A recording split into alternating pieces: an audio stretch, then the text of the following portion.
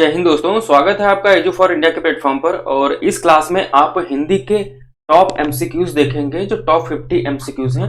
और इसमें क्या हुआ है कि हमने लिख रखा है कि यूपी ट्रिपल एससी द्वारा 2022 की परीक्षाओं में पूछे गए प्रश्न। तो 2022 की परीक्षाओं में आपका एक पेपर हुआ था जुलाई में, जो यूपी लेखपाल का पेपर था। और उसके बाद में एक पेपर होता है अगस्त में एक पेपर करवाती है आपका यूपी ट्रिपल एससी यानी कि आपका आयोग, वो होता है आपका फॉरेस्ट गार्ड वाला। तो फॉरेस्ट गार्ड का जो दोनों में कुछ क्वेश्चंस निकले हिंदी के, जो आपके जो पेट के एग्जाम के सिलेबस में दिए हुए हैं। तो सिर्फ उन्हीं चैप्टर्स को उनके चैप्टर्स के क्वेश्चंस यहाँ पर निकाल करके हमने शामिल किया है और उनका संकलन आपके समक्ष प्रस्तुत कर रहा हूं, जो आपके पेट के एग्जाम के लिए इंपॉर्टेंट हो सके। तो चलिए स्टार्ट करते हैं, डिटेल में एक्सप्लेनेशन देखते हैं आयोग के क्वेश्चंस का। सबसे पहले क्वेश्चन दिया हुआ है कि आनंद शब्द का उचित पर्यायवाची शब्द है, तो कौन सा होगा? मोर या हर्ष, अचल या प्रमोद, नुन या अमोद, या शाल या उल्लास। तो इसमें आनंद का मतलब होता है खुशी वाली बात, खुशी, हर्ष, इस तरीके से। तो इसमें जो आपका आंसर हो जाएगा तो ये हो जाएगा ऑप्शन ए। यहां पर मोर की जगह जो लिखा होगा वो जो टाइपिंग एरर है वो मोद होगा, और हर्ष आपका सही हो जाएगा। अचल मतलब जो चल ना सके, प्रमोद का मतलब भी हर्ष होता है, और अमोद और उल्लास इन सबका मतलब भी हर्ष आनंद होता है। तो मोर की जगह पर यहाँ पर मोद होगा, आपको याद रखना है। फिर आगे देखते हैं क्वेश्चन। इसमें लिखा है कि निम्नलिखित में से संधि विच्छेद का चयन करें। तो संधि विच्छेद का जो कौन सा सही चयन करना है, तो उसमें पत्र प्लस अलय, पत्र, मरण प्लस आसन्न, वीर प्लस अंगना, और यथा प्लस आर्थ, यथार्थ। तो इसमें कौन सा आपका संधि विच्छेद सही होगा? तो इसमें ऑप्शन सी जो है आपका सही उत्तर होगा, वीर प्लस अंगना यानी कि वीरांगना आपका सही उत्तर होगा, ऑप्शन सी। और पत्र प्लस अलय नहीं होता है, पत्र प्लस आलय होता है, पत्रालय। और यथा अर्थ ये भी गलत हो जाएगा, ये सारे गलत हैं, सिर्फ सी सही होगा। आगे देखते हैं। आगे आपका जो दिया हुआ है इसमें एक मुहावरा है, मुहावरे में कह रहा है कि कब्र में पैर लटकाना। इस मुहावरे का सही अर्थ क्या होगा? तो कब्र में पैर लटकाना यानी कि ऑप्शन ए, मृत्यु के समीप होना, यही आपका सही उत्तर होगा। मृत्यु के कोसों दूर होना ये गलत है, कब्र के पास बैठना ये भी गलत है, और नन ऑफ दिस हो ही नहीं सकता, क्योंकि ऑप्शन ए आपका सही उत्तर होगा। फिर आगे देखते हैं जो आपका क्वेश्चन दिया हुआ है। इस क्वेश्चन में कह रहा है कि निम्न में से किस शब्द की वर्तनी सही है, सही वर्तनी किस में है? तो आपका जो दिया हुआ है भाग्यमान ये गलत होगा, रामायण ये भी गलत है, वाल्मीकि ये भी गलत है। जो आपका उत्तर होगा ऑप्शन सी यानी कि लालायित, ये आपका सही उत्तर होगा।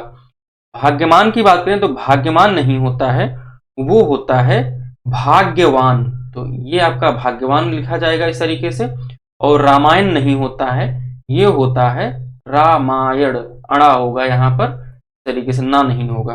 और वाल्मीकि भी आपका गलत है, वाल्मीकि की जगह पर अगर शुद्ध शब्द की बात करें तो इस तरीके से आप लिखेंगे वाल्मीकि, वाल्मीकि, इस तरीके से ये आपका सही उत्तर होगा।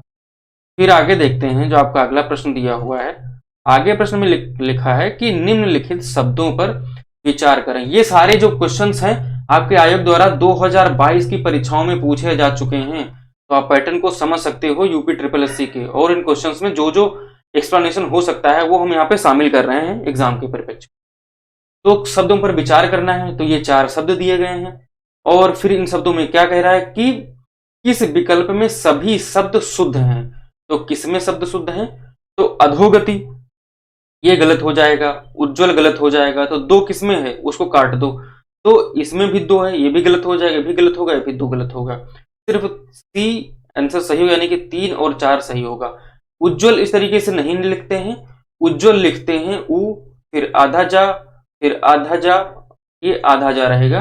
और गलती यहीं पर होती है, जो हम लोग लिख देते हैं कंप्लीट जा, फिर रहेगा आपका आधा जा और वा और ला, तो ये हो जाएगा उज्जवल। और अगर बात करें अधोगति की, तो इसका जो सही वर्तनी होगा वो होगा अधोगति नहीं होता है, ये होता है अधोगति, ये वाली मात्रा रहेगी, तो ये सही हो जाएगा। यानी कि अधोगति इस तरीके से लिखेंगे, उज्ज्वल इस तरीके से लिखेंगे, और 3 और 4 स्मरण और हितैषी, ये तीनों मतलब दोनों सही हैं, 3 और 4। फिर आगे देखते हैं, आगे जो आपका उत्तर दिया, अगला जो प्रश्न दिया हुआ है, इस प्रश्न में कह रहा है कि निम्नलिखित में से या निम्न में से कौन सा शब्द स्त्रीलिंग नहीं है। तो स्त्रीलिंग नहीं है यानी कि कोई एक पुरुष पुल्लिंग होगा। तो यहाँ पर यामा स्त्रीलिंग है, योजना स्त्रीलिंग है, भिक्षा स्त्रीलिंग है, जबकि संबल जो है वो स्त्रीलिंग नहीं है, यानी कि ये क्या है, ये पुल्लिंग है। भिक्षा दी जाती है, योजना लाई जाती है, यामा, यामा क्या है आपका स्त्रीलिंग है। इसका जो ये किसका पर्यायवाची है, ये रात्रि का पर्यायवाची है, या फिर इसको आप रात कहते हो उसका पर्यायवाची है। यामा एक कृति है, किसकी है, महादेवी वर्मा जी का नाम जानते हैं आप, उनकी ये कृति है महादेवी वर्मा जी की। और इस कृति के लिए जो ये हिंदी की लेखिका रही हैं, इस कृति के लिए इनको 1982 में ज्ञानपीठ पुरस्कार दिया गया था, ज्ञानपीठ पुरस्कार इनको प्रदान किया गया था। और महादेवी वर्मा जी को और क्या मिला था, 1956 में आपका क्या दिया जाता है, पद्म भूषण पुरस्कार दिया जाता है। और फिर ये 1956 की बात है, 56, और फिर 1988 में इनको पद्म विभूषण पुरस्कार दिया जाता है। तरीके से याद रखना है आपको, यामा महादेवी जी की कृति है, ये आपके एग्जाम में है लेखकों से संबंधित, इसलिए हम यहाँ पर इसको डिस्कस कर ले रहे हैं, साथ ही साथ एक चैप्टर दिया हुआ है। फिर आगे देखते हैं इसमें कि किस विकल्प में सही विलोम युग्म है। अब आयोग इस तरीके से क्वेश्चन पूछता है, ये आपका 2022 का पैटर्न है हिंदी का, इसको याद रखना है, हल्के मत लेना आप लोग। दिया है कि सही विकल्प आपको बताना है कौन सा, विलोम का, युग्म। युग्म का मतलब होता है जोड़ा, तो विलोम का जो ऐसा कौन सा जोड़ा होगा जो सही होगा। तो सांझ, दोपहर, या कृपण या दाता, और शुष्क का क्षुद्र, और प्रसन्न का प्रफुल्ल।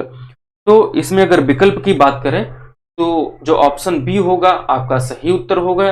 कृपण का मतलब होता है एकदम कंजूस, कंजूस टाइप का जो होता है वो होता है, उसको कहा जाता है कृपण। और दाता का मतलब होता है दानी, जो दान करे, तो कृपण कभी दान नहीं करेगा, यानी कि ये सब दोनों एक दूसरे के अपोजिट हैं। अब अगर सांझ की बात करें तो सांझ का जो वो होगा विलोम होगा, वो माफ करना, सांझ का विलोम जो होगा वो भोर होता है। और शुष्क का जो विलोम होता है, वो शुष्क का आपका जो विलोम होगा वो आर्द्र होगा। आर्द्र का मतलब होता है नमी, शुष्क का मतलब होता है सूखा। और प्रसन्न का मतलब होता है, प्रसन्न प्रफुल्ल ये दोनों एक दूसरे के पर्यायवाची हैं। और प्रसन्न का अगर विलोम की बात करें तो उसमें आप लगा देना है आपको अप्रसन्न या नाखुश, ये आधा ना फिर आधा ना, तो ये आपका सही उत्तर होगा। तो ये हो गया प्रसन्न और अप्रसन्न। आगे देखते हैं जो प्रश्न दिया हुआ है, जीवन पति, ये लेखपाल में क्वेश्चन पूछा गया और ये काफी ज्यादा इस पे विवाद रहा। तो हमने इस पे क्या क्या निकाला है, जो उत्तर बन सकते थे आयोग के, और थोड़ा बहुत जो आपकी जो ऑथेंटिक बुक्स हैं उनसे हमने निकाला है शब्द। तो यहाँ पर देखते हैं जीवन पति का जो समानार्थी होगा वो कौन सा होगा, यमराज होगा, या स्वामी या पति होगा, आदमी होगा, या महीपति होगा। तो इसमें जो आपके प्रमाण निकल कर क्या है, तो option A Yamraj, option B आपका जो दिया हुआ है स्वामी या पति, ये दोनों आपके इसके उत्तर हो सकते हैं। बाकी आप लोग भी आगे देख सकते हैं, हमने यहाँ पे क्लियर कर दिया कि मैं 100% यहाँ पर मतलब आपको नहीं कह रहा हूँ, लेकिन जो जो निकल करके आए हैं, आयोग ने क्या बताया था, यहाँ पे स्वामी पति बताया था, और जबकि यहाँ पे यमराज भी हो सकता है, तो आप इसको कंसीडर करिएगा। फिर आगे देखते हैं जो आपका उत्तर दिया है कि जिसे इंद्रियों से अनुभव ना किया जा सके, ये अनेक पद के लिए एक शब्द आपके एग्जाम में सिलेबस में है। तो इसके लिए एक शब्द क्या होगा, जो इंद्रियों द्वारा अनुभव ना किया जा सके, तो इसके लिए एक शब्द जो है वो ऑप्शन ए अतीन्द्रिय होगा। अतीन्द्रिय आपका सही उत्तर होगा, यानी कि ऑप्शन ई। इंद्रिय मतलब इंद्रियों से संबंधित, इंद्रिया शेष अलग चीज, इंद्रियों से शेष। और इंद्रजीत मतलब होता है जिसने अपनी इंद्रियों पर विजय पाली हो। इंद्रजीत कौन था, एक आप जानते होंगे रामायण में एक मेघनाथ, उसने क्या किया था, अपनी सभी इंद्रियों पर विजय पाली थी, तो वो हो जाता है इंद्रजीत। अब आगे क्वेश्चन आता है कि निम्न में से कौन सा शब्द पुल्लिंग है, यानी कि वो पुरुषलिंग है। पूर्ति, अभिव्यक्ति, विवाह और छवि, ये काफी इंपॉर्टेंट क्वेश्चन है। ये क्यों है अभी आप आगे जाकर के समझ जाओगे। क्योंकि ये क्वेश्चन क्या करता है, यूपी लेखपाल में पूछता है। फिर ये जब पेपर होता है आपका जुलाई में, तो जुलाई 2022 में, फिर कुछ पेपर होता है आपका अगस्त 2022 में, तब ये फॉरेस्ट गार्ड का पेपर होता है, उसमें भी यही क्वेश्चन पूछ लेता है बदल करके, और उनका भी जो उसका उत्तर होता है उसका ये भी उत्तर इसमें पूछता है पुल्लिंग, तो ये विवाह शब्द जो है आपका पुल्लिंग हो जाएगा। तो हम इस तरीके से आपके एग्जाम्स का जो निचोड़ है आयोग का वो आपके समक्ष प्रस्तुत कर रहे हैं। तो उम्मीद है आपके लिए काफी ज्यादा हेल्पफुल होगा आगे आने वाले सभी और भी एग्जामों के लिए। तो विवाह जो आपका होगा पुल्लिंग होगा, पूर्ति स्त्रीलिंग है, अभिव्यक्ति की जाती है ये स्त्रीलिंग है, छवि होती है, तो ये सारे शब्द जो हैं वो स्त्रीलिंग है। आगे जो आपका शब्द दिया हुआ है दुशासन, दुशासन का क्या करना है, संधि विग्रह करना है, तो इसका संधि विग्रह क्या होगा, दुशासन नहीं होगा, ये भी दुशासन नहीं होगा, और नन ऑफ दिस हो नहीं सकता क्योंकि इसका ऑप्शन सी सही होगा, दुह, यानी आ की मात्रा, और आ जहां लगता है वहां आह की मात्रा जहां आती है वहां कौन सी संधि होती है, वहां पर विसर्ग संधि होती है, ये आपको ध्यान रखना है। और आगे देखते हैं इसी क्रम में, आगे आपका दिया हुआ है कि निम्नलिखित में से कौन सा वाक्य अशुद्ध है, तो इसमें कौन सा वाक्य अशुद्ध होगा, तो ये चार आपके वाक्य दिए हुए हैं और ये आपके ऑप्शन दिए हुए हैं। तो उसे मृत्यु दंड की सजा मिली, अब ये जो आपका होगा उत्तर ये गलत हो जाएगा, मतलब ये वाक्य गलत होगा। क्यों गलत होगा हम बता रहे हैं, क्योंकि दंड और सजा दोनों का मतलब एक ही होता है, इसलिए ये गलत हो जाएगा। विंध्याचल पर्वत पर घने जंगल हैं, ये भी प्रश्न ये भी जो वाक्य है वो गलत हो जाएगा, क्योंकि विंध्य पर्वत कर सकते थे आप उसको, यानी कि विंध्य पर्वत कर दो और चाहे विंध्य अंचल कर दो, इन दोनों का मतलब अंचल या पर्वत दोनों का मतलब एक ही होता है, तो पर्वत दो बार हो जाए यानी कि सुपरफ्लुअस हो जाएगा, तो ये गलत होगा, और दंड और सजा एक हो जाएंगे तो ये भी गलत हो जाएगा। अब यहां पर लिखा है कि यहां शुद्ध भैंस का दूध मिलता है, अब यहां पर भैंस शुद्ध थोड़ी ना, भैंस का दूध की शुद्ध होने की बात कही जा रही है, तो यहां पर क्या हो जाएगा, भैंस का शुद्ध दूध मिलता है, शुद्ध भैंस का दूध नहीं, तो ये भी गलत हो जाएगा, क्योंकि ये शब्द यहां पर लगाना चाहिए था, इस तरीके से यहां पर ये गलत है। आगे क्या है कि मेरे को उससे बात करना पसंद नहीं है, ये बोलचाल में आप कोई भी बोल सकता है, खासकर बॉलीवुड वालों ने क्या किया है, हिंदी की शुद्धि अशुद्धि पे ध्यान नहीं दिया है, बिल्कुल अपनी टीआरपी के चक्कर में हिंदी की ऐसी तैसी कर दी है, मेरे को तेरे को ये सब नहीं होता है। अगर शुद्ध रूप से अगर हिंदी की भाषा में कहें तो मेरे को नहीं होगा, यानी कि मुझको हो सकता है, यहां पर मुझको उससे बात करना पसंद नहीं है, या हमें उससे बात करना पसंद है, मेरे को तेरे को ये नहीं होता, तो ये भी गलत हो जाएगा, यानी कि ऑप्शन डी पहला दूसरा तीसरा चौथा चारों क्या है, अशुद्ध हैं, यानी कि ऑप्शन डी आपका सही उत्तर होगा। आगे देखते हैं, आगे जो आपका उत्तर आगे प्रश्न दिया हुआ है जो कि खग जाने खग की ही भाषा, इसका अर्थ है यानी कि पक्षियों की भाषा जानना, यह गलत होगा। फिर है समान प्रवृत्ति वाला, या समान प्रवृत्ति वाले एक दूसरे को सराहते हैं, सराहते मतलब आप उनकी सराहना करते हैं, उनको समझ सकते हैं समझते हैं, तो ये आपका सही उत्तर होगा ऑप्शन बी, खग जाने खग की भाषा। और पक्षी अपनी भाषा स्वयं समझते हैं, ये नहीं होगा, और पक्षियों की तरह बोलना ये भी नहीं होगा, ऑप्शन बी आपका सही उत्तर होगा। आगे आपका दिया हुआ है कि अरुण एक शब्द है, अरुण, अरुण का अनेकार्थी क्या होगा, तो अरुण के अनेकार्थी में शब्द क्या हो सकता है, ऑप्शन दिया है सूर्य, गुलाबी, या फिर ऑप्शन बी में प्रातःकालीन सूर्य या फिर सिंदूर, और सी दिया है सिंदूर और आक, और या फिर डी दिया है सूर्य और नवीन। तो अरुण शब्द का जो मतलब होता है वहां पर ये बी ऑप्शन सही हो जाएगा, अरुण यानी कि प्रातःकालीन सूर्य, और अगर सिर्फ सूर्य होता तब भी अरुण का शब्द ये मतलब सही होता, और यहाँ पे प्रातःकालीन की जगह पर अगर सायंकालीन शुद्ध होता, सायंकालीन सूर्य, तो ये भी आपका सही उत्तर होता, और प्रातःकालीन सूर्य और सिंदूर ये आपका सही उत्तर होगा। और ऑप्शन सी क्यों नहीं सही हो सकता, उसका रीजन ये है कि यहां पर दिया हुआ है एक शब्द आक, आक का मतलब होता है जो मदार का पौधा होता है उसको आक कहा जाता है, कभी कभी होता है कि आक के पुष्प शिव जी को चढ़ाते हैं, तो वो जो मदार या धतूरा जो होता है उसको आक कहा जाता है। अब यहाँ पे नवीन का मतलब हो जाता है नया, तो इसलिए विकल्प डी विकल्प सी गलत हो जाते हैं। सूर्य यहाँ पर सही होगा, लेकिन गुलाबी शब्द अरुण का नहीं हो सकता, इसलिए ऑप्शन ए भी कैंसिल आउट हो जाता है। अब देखते हैं आगे जो आपका उत्तर प्रश्न दिया हुआ है कि आज की सभा में अनेकों लोग उपस्थित थे, अब यहाँ पर लिखा है, एक वाक्य है कि आज की सभा में अनेकों लोग उपस्थित थे। वाक्य में किस भाग में अशुद्धि है? तो यहाँ पर आज की सभा में अनेकों लोग उपस्थित थे, इसके वाक्य को तोड़ दिया गया है।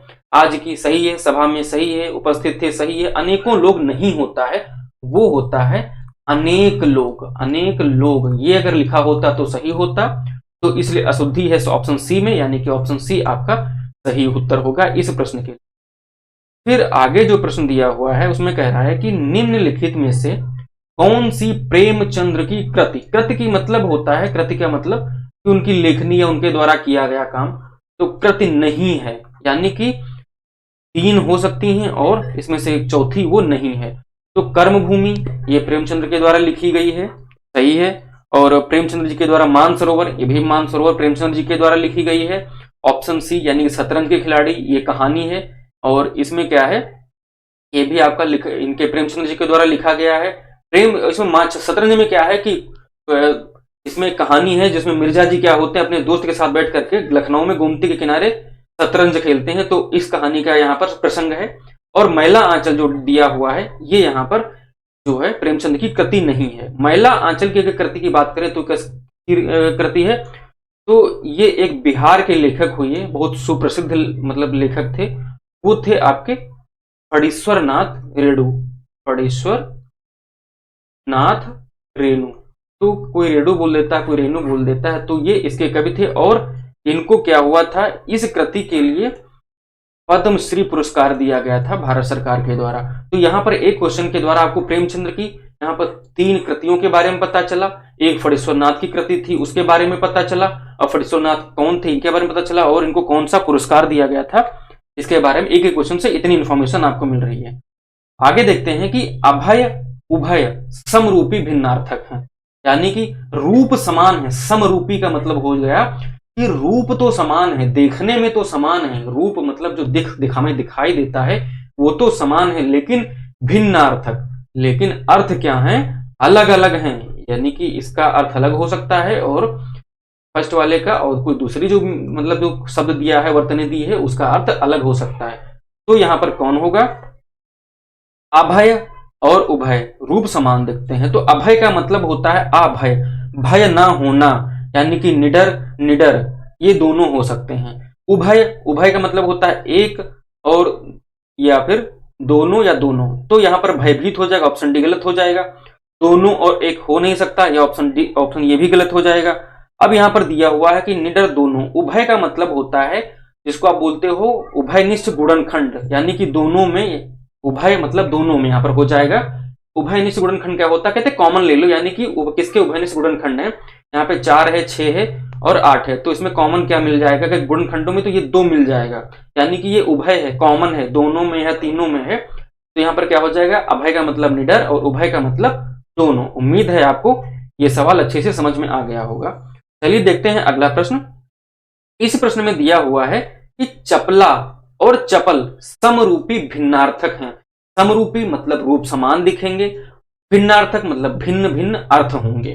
अब क्या है कि चपला और चपल बोलने में देखने में थोड़ा सा एक ही जैसा लगता है, रूप एक ही जैसा लगता है, लेकिन है क्या इनके सब अर्थ अलग हैं।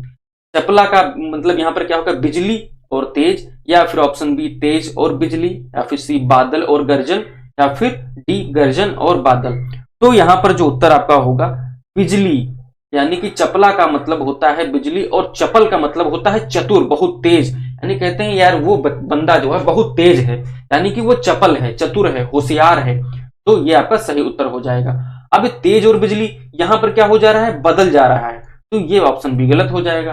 बादल नहीं हो सकता, गर्जन नहीं हो सकता, गलत हो, गर्जन और बादल ये भी नहीं हो सकता। ये आयोग द्वारा पूछे गए प्रश्न, हमारे द्वारा बनाए गए प्रश्न नहीं है, आप इनको सीरियसली लीजिएगा कृपया एग्जाम के लिए। चलिए अगला प्रश्न देखते हैं। अगला प्रश्न है कि सही अर्थ वाले श्रुति सम भिन्नार्थक युगल का चयन करें। अब ऐसी यहां पर आपके क्वेश्चन डालता है, तो चलिए हम यहां पर पहले प्रश्न को थोड़ा सा डिटेल में जानने की कोशिश करते हैं।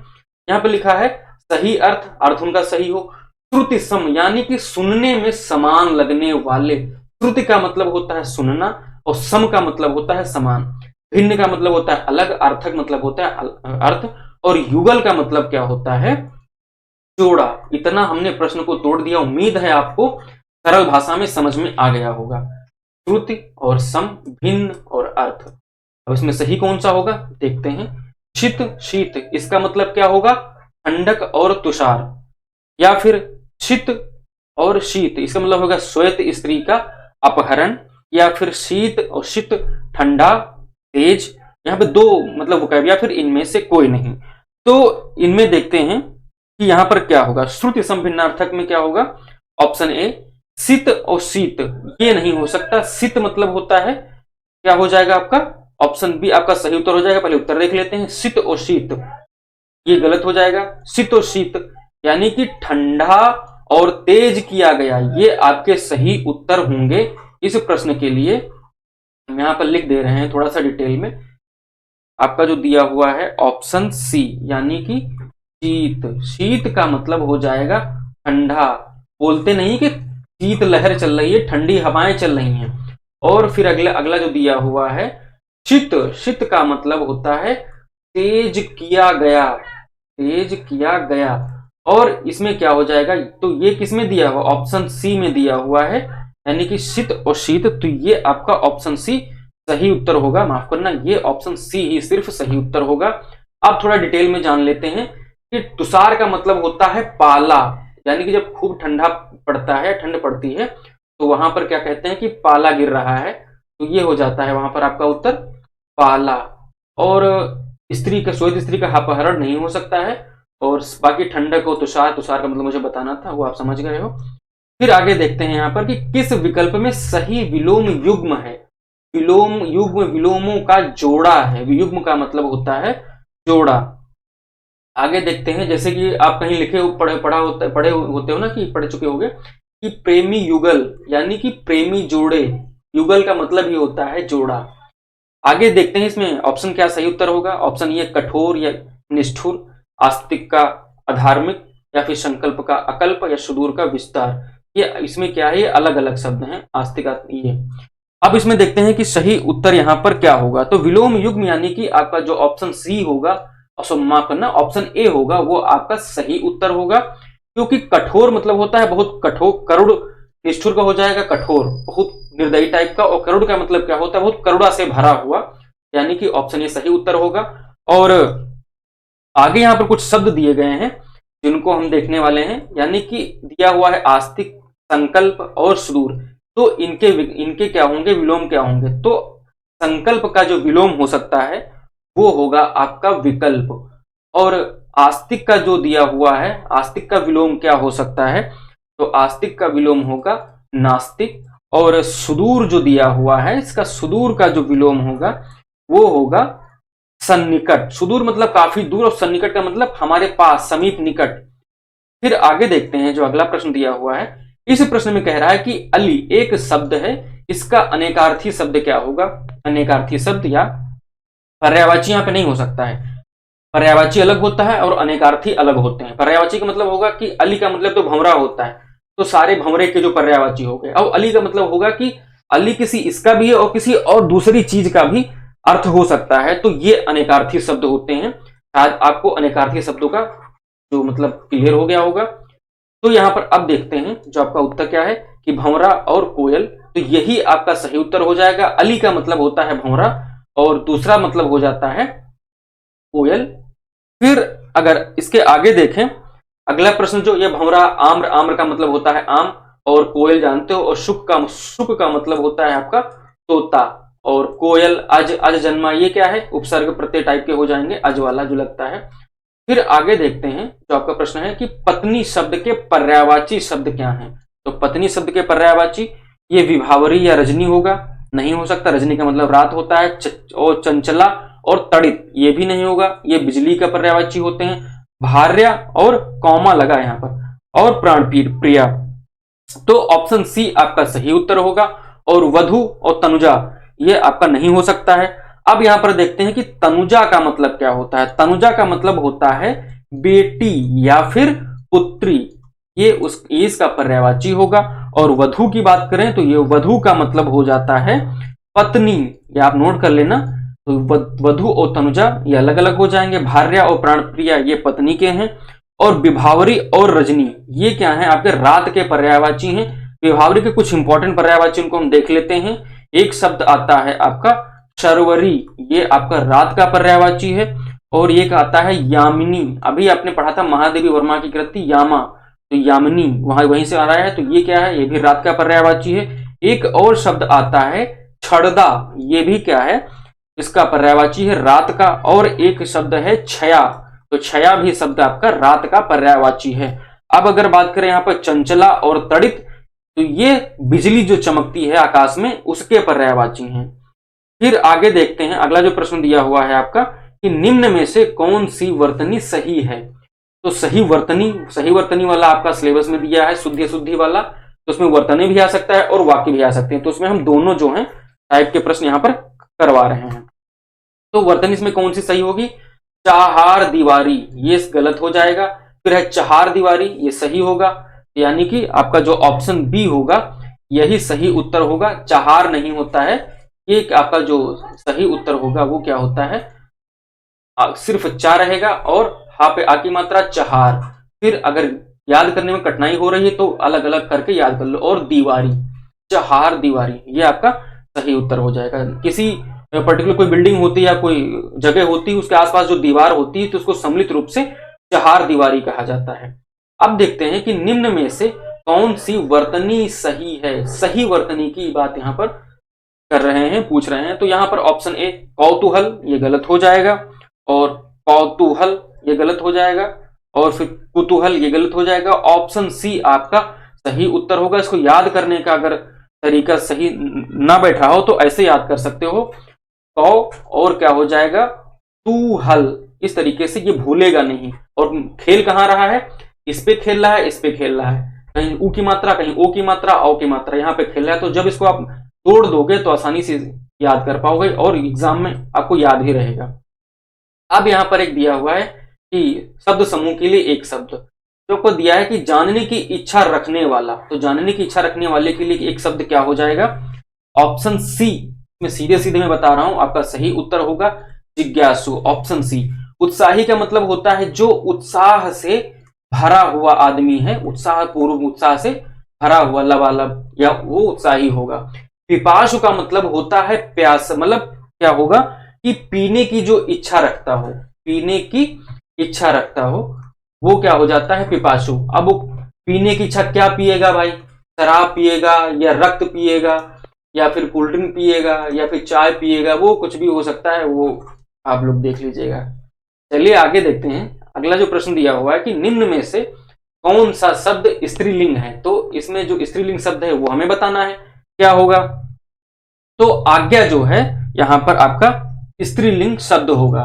और मार्ग, परिणाम, ग्रह, ये क्या शब्द क्या है, ये आपके पुल्लिंग है, इन्हें याद रखना है।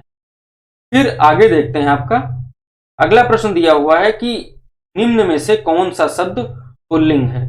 पुल्लिंग शब्द की बात की जा रही है। अब देखो यहां पर पूर्ति क्या होगा, या फिर अभिव्यक्ति होगा पुल्लिंग, या विवाह होगा, या फिर छवि होगा। तो इसमें आपको ऑप्शन सी सही उत्तर लगाना होगा, ऑप्शन सी विवाह। अब देखो पिछला वाला जो मैंने क्वेश्चन करवाया था उसमें पूछा था पुल्लिंग, उसमें विवाह था, वो आपका प्रश्न पूछा गया था यूपी लेखपाल में। और ये वाला जो प्रश्न है, ये वाला प्रश्न पूछा गया आपका जो आपका वन रक्षक का पेपर हुआ है उसमें ये पूछा गया। ये पेपर हुआ जुलाई 2022 में, ये पेपर होता है जुलाई 2000, माफ करना, ये पेपर होता है आपका अगस्त 2022 में, सिर्फ कुछ दिनों का अंतर है। तो इस तरीके से आयोग को आप अच्छे समझ सकते हो। पूर्ति की जाती है, स्त्रीलिंग होगा, अभिव्यक्ति की जाती है, आर्टिकल 19A अभिव्यक्ति की आजादी, तो ये क्या हो जाएगा स्त्रीलिंग हो जाएगा। और छवि बनाए रखी जाती है, छवि अच्छी बुरी होती है, यानी कि ये क्या हो जाएगा आपका स्त्रीलिंग हो जाएगा। अगला प्रश्न देखते हैं। अगले प्रश्न में दिया हुआ है कि निम्न में से किस शब्द की वर्तनी सही है। फिर वर्तनी की बात करते हैं आयोग के द्वारा पूछे गए प्रश्नों पर। विधाता, सर्वश्रेष्ठ, भूमिगत, या इनमें से कोई नहीं।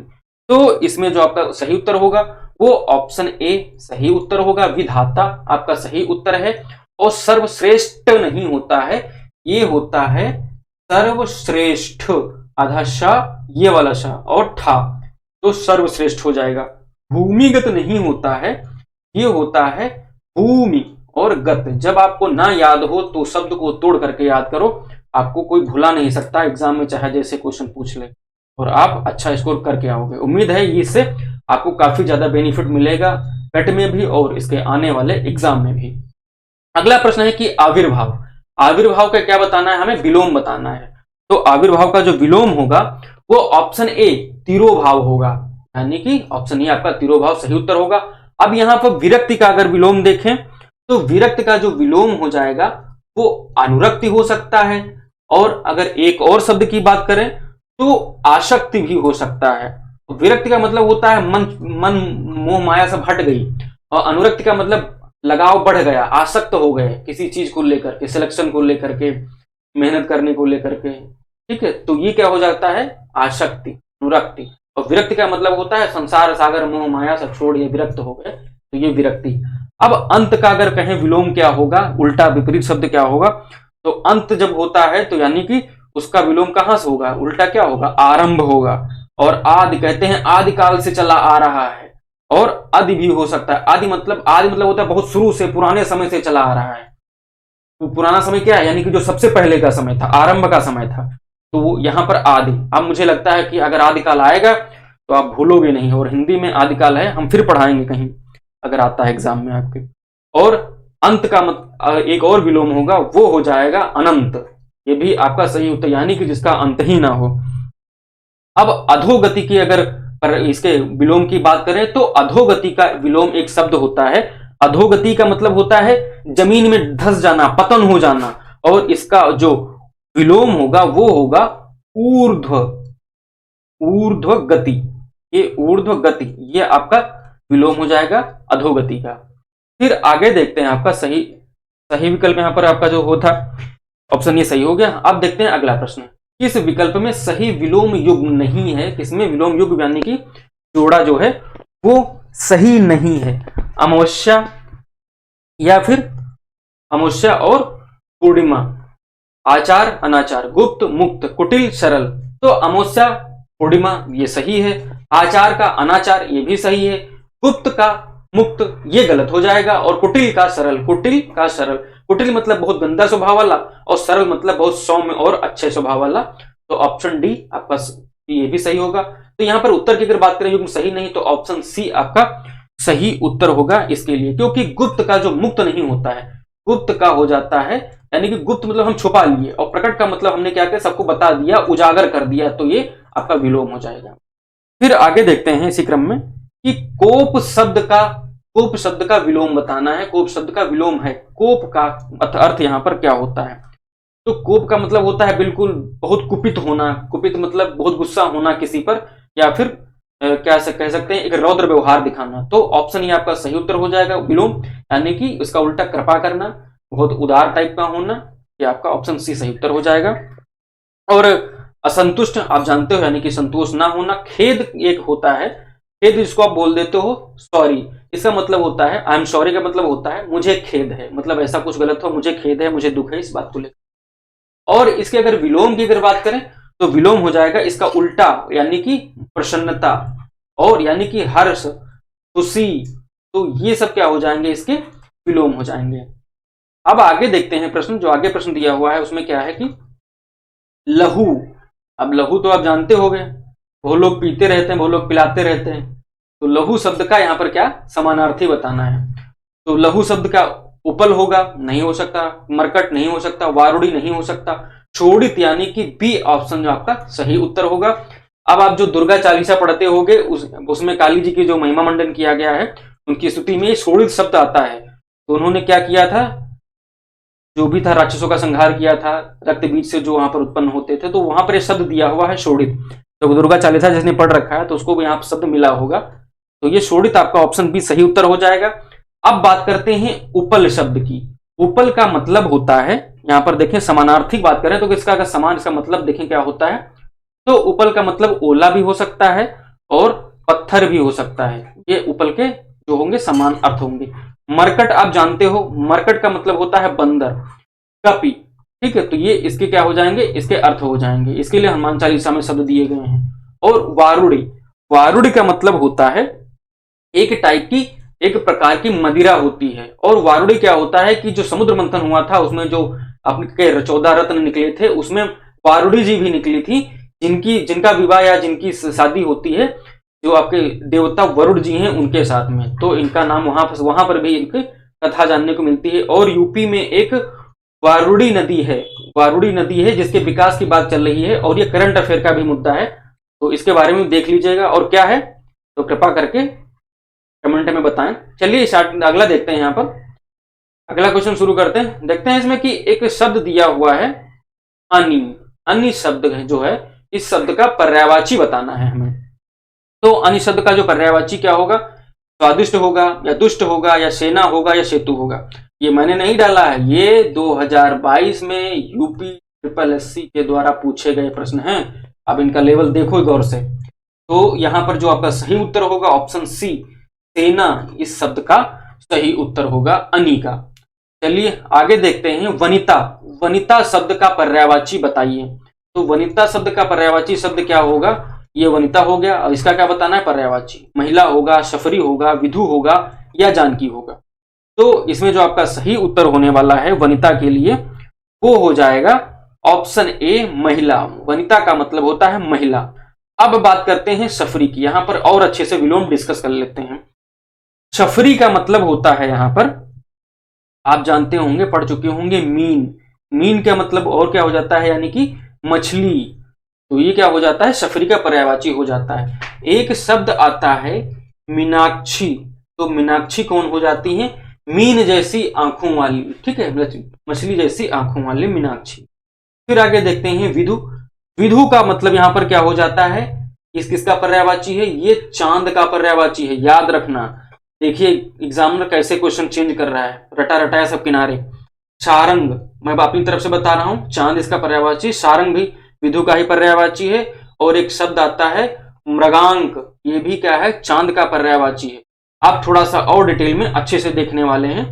जानकी, जानकी के जी के बारे में जानते होंगे, ये कौन है, ये सीता जी हैं। ये इसका पर्यायवाची से, इनके पर्यायवाची शब्द क्या होंगे, सीता। एक और शब्द हो जाएगा कौन सा, वैदेही, ये क्या हो जाएंगे इसके पर्यायवाची। और एक शब्द है, बिल्कुल शायद आपके लिए हो सकता है नया हो, कृषि कर्म। आप सोच रहे हो कृषि कर्म यहां पर क्यों लिख रखे हो, कृषि कर्म इसलिए क्योंकि जब राजा जनक के राज्य में सूखा पड़ा था तो एक ज्योतिषी ने कहा था कि जब राजा रानी हल चलाएंगे तो यहां पर बारिश होगी।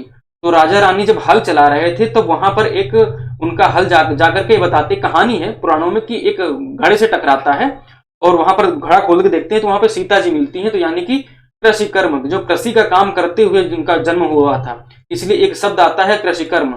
और जानकी जी का, सीता जी का और पर्यायवाची अगर जाने तो ये होता है उर्विजा। उर्विजा मतलब जन्मी, पृथ्वी से जन्मना, जन्म टाइप का हुआ था तो इसलिए उर्विजा हो जाता है।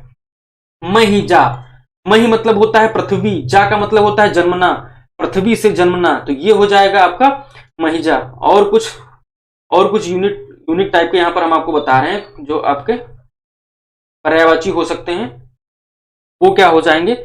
एक और जो देखते हैं यहां पर, ये है कि भू तनया। अभी आपने पढ़ा था तनय का मतलब क्या होता है, पुत्री। भू का मतलब हो जाएगा पृथ्वी और तनया का मतलब बेटी, सुता। अब यहां पे एक और देख लेते हैं पर्यायवाची, महिसुता। महिसुता, मही का मतलब हो जाएगा पृथ्वी, सुता का मतलब बेटी, पृथ्वी की बेटी। तो ये क्या हो जाते हैं, जानकी जी के आपके पर्यायवाची हो जाते हैं। आपको रटने की जरूरत नहीं है, आप हमारे साथ बने रहे, हम कहानी सुना करके आपको सब कुछ याद करवा देंगे। आगे देखते हैं, आगे जो आपका प्रश्न दिया हुआ कि उपकार को मानने वाला, जो उपकार को माने, इस शब्द के लिए, सब इस शब्द समूह के लिए एक शब्द हमें बताना है, क्या होगा। तो कृपालु नहीं होगा, कृतज्ञ हो सकता है, हाँ कृतज्ञ होगा। ऑप्शन बी आपका सही उत्तर होगा। कृपालु का मतलब होता है कृपा करने वाला, जिस पर कृपा की गई हो। और यहां पर ऑप्शन सी थोड़ा सा अंतर है, जो उपकार को क्या होता है, ना माने, ना मानने वाला, ये क्या हो जाएगा, कृतज्ञ। और जो माने, जो मान ले, माने, वो कृतज्ञ। इस तरीके से याद रखना। आज्ञाकारी, जो आज्ञा का पालन करे, तो ये बाकी कर लो। कृतज्ञ और कृतज्ञ को आपको अच्छे से याद रखना है। फिर आगे देखते हैं जो आपका उत्तर प्रश्न दिया हुआ है। इस प्रश्न में दिया है कि जो दिखाई ना दे, इस शब्द समूह के लिए शब्द बताइए। तो जो दिखाई ना दे, इस समूह शब्द के लिए सही शब्द क्या हो जाएगा, अदृश्य हो जाएगा, यानी कि ऑप्शन ए आपका सही उत्तर होगा। अब यहाँ पर थोड़ा वर्तनी जो फॉन्ट है उसकी एरर है, अदृश्य इस तरीके से अदृश्य, तो इस तरीके से प्रोनाउंस करेंगे और इस तरीके से लिखेंगे। अमर जो ना मरे, निष्प्राण जिसके अंदर प्राण ना हो, और नेत्रहीन जो अंधा हो जिसके आंखें ना हो, जो देख ना सके उनके लिए। अब क्या है कि किस विकल्प का सही विलोम युग्म है, किसमें है? नेकी का मतलब भलाई हो जाएगा, ये तो क्या हो जाएंगे, एक जैसे हो जाएंगे, तो ये नहीं होगा। फिर यहां पर क्या हो जाएगा, तरुण किशोर, ये एक जैसे हैं। विभक्त, विभक्त का मतलब होता है अलग करना। पृथक का मतलब होता है पृथक पृथक, पृथकीकरण, अलग करना, तो ये भी गलत हो जाएगा क्योंकि ये समान समान दे रहे हैं। दीर्घकाय और कृशकाय, ये आपका सही उत्तर होगा, ऑप्शन डी। क्यों सही उत्तर होगा? दीर्घकाय का मतलब होता है बहुत बड़ा, विशाल, मैग्नानिमस, और जो कृशकाय होता है वो क्या हो जाता है, बहुत छोटा, कृश मतलब बहुत रूखा सूखा, तो ये क्या हो जाएगा, इसका विलोम हो जाएगा, इसका अपोजिट हो जाएगा। तो ऑप्शन डी यहां पर आपका सही उत्तर होगा इसके लिए। अब देखते हैं यहां पर अगला जो प्रश्न दिया हुआ है कि लालसा एक शब्द है, इसके शब्द के दो पर्यायवाची हैं, कौन कौन से? अब एक पर्यायवाची नहीं पूछता कि चार पर्यायवाची देके एक क्वेश्चन बना देगा। अब एक प्रश्न है, अब पर्यायवाची कितने पूछे गए हैं यहाँ पर? 4 दूनी 8, 8 पर शब्द यहाँ पर पड़े हुए हैं, तो इतने हल्के में कुछ होने वाला नहीं है। ये बता रहा, हम नहीं बता रहे हैं, ये आपका यूपी ट्रिपल एससी बता रहा है, कह रहा है 2022 में। अब यहां पर लालसा, लालसा की बात करें तो इच्छा और आकांक्षा, ये सही शब्द हो जाएगा, ये पर्यायवाची सही शब्द हो जाएंगे। अब इच्छा और बल, ये दोनों अलग अलग हैं, बल और आकांक्षा ये भी अलग अलग हो जाते हैं। आकांक्षा सही है, ठीक है, लेकिन निराशा ये अलग हो जाते हैं, तो ये क्या हो जाएंगे, ऑप्शन बी, माफ करना, ऑप्शन बी, ऑप्शन सी और ऑप्शन डी गलत हो जाएंगे, और ऑप्शन ए आपका सही उत्तर हो जाएगा। फिर देखते हैं कि किस विकल्प में सभी शब्द परस्पर पर्यायवाची हैं। ये आपका वन रक्षक में क्वेश्चन पूछा गया है 2022 में। अब यहां पे 3-3 दिए हैं, यानी कि 12 पर्यायवाची शब्द हैं एक प्रश्न में। चलिए देखते हैं। ऑप्शन ए कनक, कंचन, निनाद, यह होगा वदन, आनंद, आश्य, या फिर नियति, विधि, धीवर, या फिर आशुग, तीर और प्राज्ञता। तो इसमें कौन सा आपका सही उत्तर होगा? सही उत्तर हो जाएगा बी, यानी कि वदन, आनन, आश्य, ये आपके सही उत्तर हो जाएंगे। वदन, ये मोस्टली शब्द अधिकतर आते हैं जब आप रामचरितमानस पढ़ते हो, उसमें वदन, आनन, आश्य ये वहां पर आपको मिल जाएंगे। ये क्या है, परस्पर पर्यायवाची हैं। अब यहां पर आपको देख लेते हैं कि कुछ यहां पर शब्दों को लेकर के आपको कंफ्यूजन हो सकता है, तो उनको यहां पर देख लेते हैं, डिस्कस कर लेते हैं। एक शब्द हो सकता है आपका निनाद, तो निनाद का मतलब क्या हो सकता है? आप नाद का मतलब होता है ध्वनि, और निनाद का मतलब भी हो जाएगा यहां पर ध्वनि। और एक इसका पर्यायवाची और हो सकता है मुखर, एक और पर्यायवाची हो सकता है घोष, उद्घोष टाइप का आता है ना, तो ये घोष हो सकता है इसका पर्यायवाची। एक शब्द यहां पर है आपके जानने के लिए, जो है धीवर। धीवर का मतलब होता है मछुआरा, जो मछलियां पकड़ता हो, मछुआरा। अब रामचरितमानस अगर पढ़े हैं तो आपको याद होगा मल्लाह, ठीक है, तो ये धीवर हो जाएगा। अब आशुग, आशुग का मतलब होता है कि जो तेज चलने वाला हो, जो बहुत तेज चले, तेज चले। तो तेज कौन चलता है? तीर चलेगा कि नहीं चलेगा? तो तीर चलेगा तेज, और तीर ये दोनों आपस में क्या हो जाएंगे, पर्यायवाची। और जबकि प्राज्ञता का मतलब अलग हो जाता है।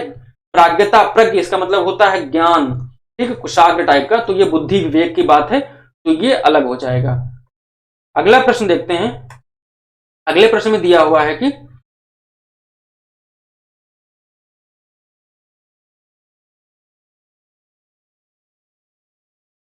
अतिका भला न बरसना, अतिकी भली न धूप, ये लोकोक्ति है, और ये कहां पर है? रामचरितमानस में भी लिखी हुई, और ये वहां से सीधे उठा करके आपके आयोग ने पूछी है, और जब तक पूछता रहता है। इसकी ये लोकोक्ति है, इसका अर्थ क्या होगा? अधिक बारिश होना, अधिक धूप निकलना, या किसी भी बात या वस्तु का अधिक होना ठीक नहीं, और या फिर बरसात में धूप निकलना। तो इसके लिए सही उत्तर क्या हो जाएगा, यानी कि अति का भला न बरसना और अति की भली न धूप। कहते हैं अति किसी चीज की अच्छी नहीं होती है, समझ जाओ, सुधर जाओ, यानी कि ऑप्शन सी आपका सही हो जाएगा। किसी भी बात या वस्तु की जो अधिकता है वो ठीक नहीं होती है। पानी ना बरसे तब भी दिक्कत, तो ज्यादा बरस जाए तब भी दिक्कत, यानी कि बैलेंस बना के चलना है बेटा। फिर आगे देखते हैं कि अपनी करनी पार उतरनी, ये क्या है? एक लोकोक्ति है। तो यहां पर क्या हो जाएगा? अपने अच्छे कर्म से ही व्यक्ति का कल्याण होता है, यानी कि ऑप्शन ए आपका सही उत्तर हो जाएगा। एक और इससे मिला जुला है, जैसी करनी वैसी भरनी, जैसा करोगे अपने कर्म वैसे ही आपको मिलने वाला है। तो ये क्या है, लोकोक्ति और मुहावरों में आते हैं। आटा गीला होना, ये पूछे जा चुके हैं यहाँ पे आयोग के द्वारा 2022 में। आटा गीला होना का मतलब क्या हो जाएगा, यहाँ पर अप्रासंगिक बातें करना, कठिनाई में पड़ना, या कठिन परिश्रम करना, या फिर हर प्रकार का अनुभव होना। तो इन पे ज्यादा समय न लेते हो, सीधे आपका जो उत्तर हो जाएगा ऑप्शन बी सही उत्तर होगा, कठिनाई में पड़ना, यानी कि ऑप्शन बी। आगे देखते हैं अगला जो प्रश्न दिया हुआ है। इस प्रश्न में है कि फूक फूक कर पैर रखना, मुहावरे का सही अर्थ क्या होगा। धीरे धीरे चलना नहीं, डर डर के कदम रखना नहीं, और पैर रखते हुए फूंक मारना ये भी गलत हो जाएगा। सोच विचार कर काम करना, ये आपका ऑप्शन डी जो है सही उत्तर हो जाएगा। अगला प्रश्न है, अगले प्रश्न में लिखा है कि आ बैल मुझे मार, तो इसका सही उत्तर क्या होगा, या कहावत है, इसका सही उत्तर या फिर सही अर्थ हमें बतलाना है।